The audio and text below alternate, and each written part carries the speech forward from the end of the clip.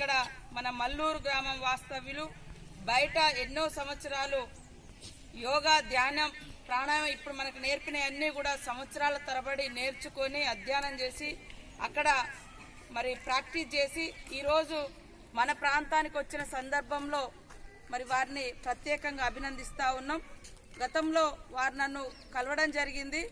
యోగా చేయాలి మేడం, మన ఏరియా అంతా కూడా యోగా ధ్యాన ముద్ర ఇవన్నీ కూడా ఉంటే మన పిల్లలు కానీ మన ప్రజలు కానీ ఆరోగ్యంగా ఉంటారు, ఆనందంగా ఉంటారు అని చెప్పడంతో నేను కూడా సంతోషించడం జరిగింది. ఎందుకంటే నేను కూడా అంతకుముందు చాలాసార్లు యోగా క్లాసులకు వెళ్ళిన, ఎమ్మెల్యే ఉన్నప్పుడు కూడా 2009 నుంచి కూడా యోగా క్లాసులకు వెళ్తూనే ఉన్నా.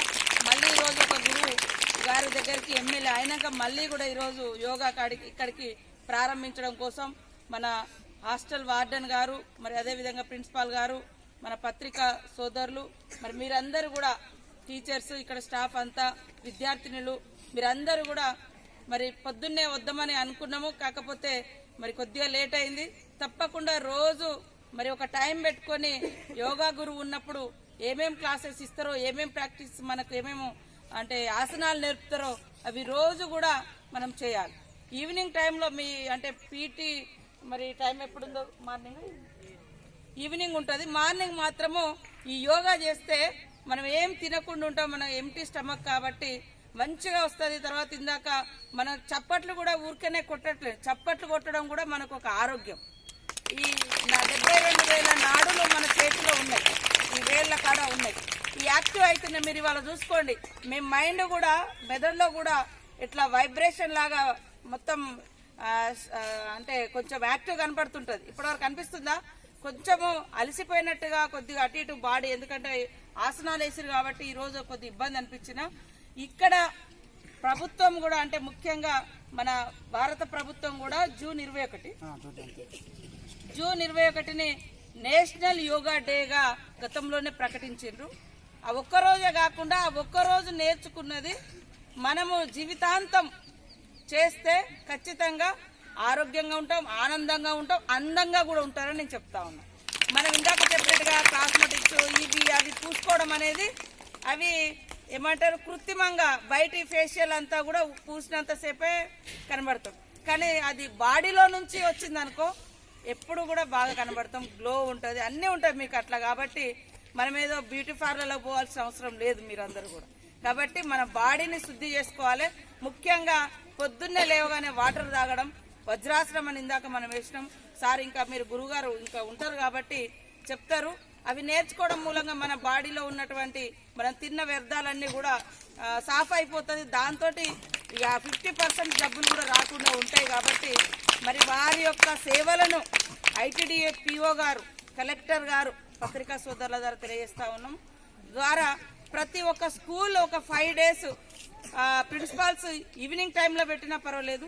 హాస్టల్స్లో అయితే డైలీ ఒక మార్నింగ్ టైంలో ఒక 5 days ఈ యోగా యొక్క క్లాసెస్ మన నియోజకవర్గ గురువు కాబట్టి ప్రతి చోట పెట్టించాలని కూడా నేను ఈ సందర్భంగా కోరుతా ఉన్నా. కలెక్టర్ గారికి కూడా రేపు మరి ఈ విషయాన్ని కూడా దృష్టికి తీసుకెళ్తా. తప్పకుండా మరి వార్డెన్ గారు కూడా వారు కూడా పాపం ఇక్కడ ఒక వచ్చి ఉన్నాడు కాబట్టి వారికి కూడా మీరు అందరూ సహకరించాలని నేను కూడా తోడ్పాటును అందిస్తానని. మన యొక్క జీవితాలలో యోగా అనేది ఇంపార్టెంట్. ప్రతి ఒక్కరు ఇవాళ మన ప్రధానమంత్రి కూడా రోజు పొద్దున్న లేవగానే యోగా చేస్తారు.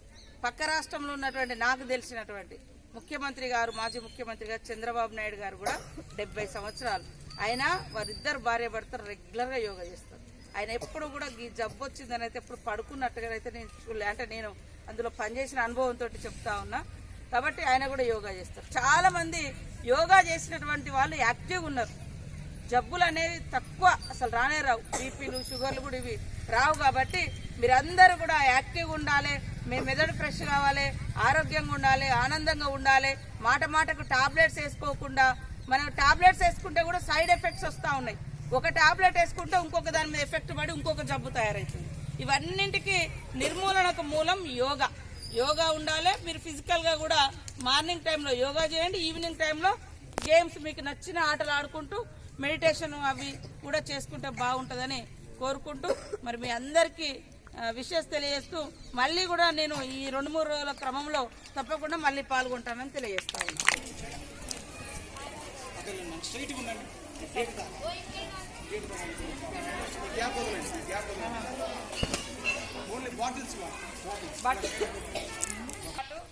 ప్రతి మనిషికి ముఖ్యంగా మంచినీళ్ళు తాగడం అనేది చాలా ఇంపార్టెంట్. ఏది లేకుండా మనం బ్రతకగలుగుతాం. గాలి నీరు అనేది ఎంత శ్వాస తీసుకోవడం ఎంత ఇంపార్టెంటో నీళ్లు తాగడం కూడా. మనము 20 రోజులు అన్నం లేకుండా బ్రతకగలుగుతాం, కానీ నీళ్లు లేకుండా బ్రతకలేము. మన అవయవాలన్నీ కూడా పాడైపోతాయి.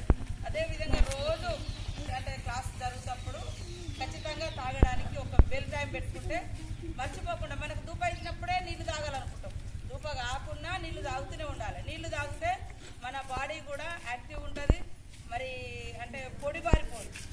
తర్వాత కిడ్నీ జబ్బులు వస్తాయి, ఎనిమిక్గా మారిపోతాం, ఫేస్ మొత్తం వాడిపోతుంది వాటర్ తీసుకోకపోతే. కాబట్టి ప్రతి ఒక్కరు కూడా ఖచ్చితంగా కొంచెం అన్నం తగ్గించినా పర్వాలేదు, కానీ నీళ్లు మాత్రం పుష్కలంగా తాగాలి. నీళ్లు తాగడం మూలంగా మన కడుపులో ఉన్నటువంటి వ్యర్థాలు బయటికి పోతాయి, యూరిన్ కూడా ఇబ్బంది ఉండదు. మీరు బయటికి వెళ్ళినా కూడా స్మెల్ కూడా రాకుండా ఉంటుంది, అంటే ఎలాంటి జబ్బులు కూడా రాకుండా ఉంటాయి. కాబట్టి ప్రతి ఒక్కరు కూడా డైలీ 5 కానీ 10 కానీ ఎన్ని వీలైతే అన్ని నీళ్ళు తాగుతూనే ఉండాలి. మనకు అమ్మాయిలకు ఒక ప్రాబ్లం ఏంటంటే ఎక్కడ బయటికి పోవాలి, నేను కూడా అట్లాంటి ప్రాబ్లం ఫేస్ చేస్తా ఉన్నాను. కానీ మనకు అవకాశాలు ఉంటాయి కాబట్టి బయటికి పోవడానికి ఇబ్బంది ఉండదు.